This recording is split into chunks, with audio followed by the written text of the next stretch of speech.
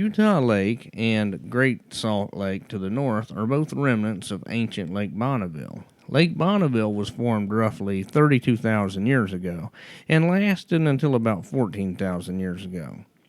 Utah Lake is shallow, with a maximum depth of its waters only reaching 14 feet. Despite its depth, Utah Lake is a large body of slightly salty water and covers 148 square miles.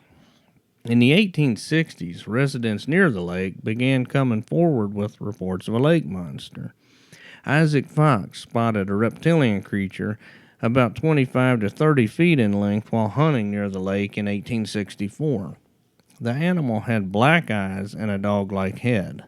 Fox claimed that the monster chased him to the shore, nearly catching him. Fortunately for Fox, he got away from the monster. After the animal failed to snatch Fox, it swam out into the lake where it met another creature with a similar appearance. Some folks presumed that this was its mate. Residents along the lake spotted the Utah Lake monster numerous times during the mid-1860s.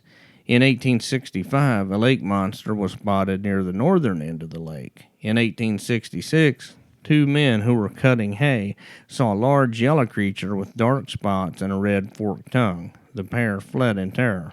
Two commercial fishermen might have obtained physical evidence of the Utah Lake monster in 1870. The pair found a large, peculiar skull that had 5-inch tusks protruding from its jaw.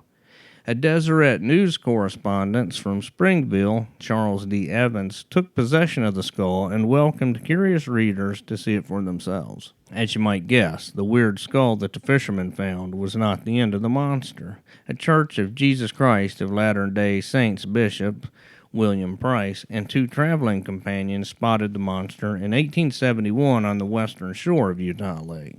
The witnesses claimed the creature looked like a section of stovepipe and estimated its length to be 60 feet.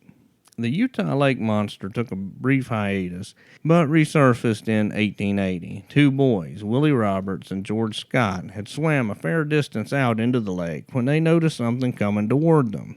Initially, it looked like a beaver or dog was headed their way, but the creature they saw was much fiercer. It let out a chilling, lion-like roar and had 4 legs as long as a man's arm and an alligator-like head. The boys said the creature made savage gestures toward them. Fortunately, they reached the lake shore free of harm. Their story was widely dismissed by people and even used as a way to poke fun at the LDS Church. Reports of the Utah Lake monster died down until the 1920s when it enjoyed a brief revival. After that, it faded into obscurity, and as far as I know, there are no credible recent sightings of the creature. This makes sense, as Utah Lake only has a few species of fish living in its waters, and until the 1960s, localities dumped raw sewage into the lake.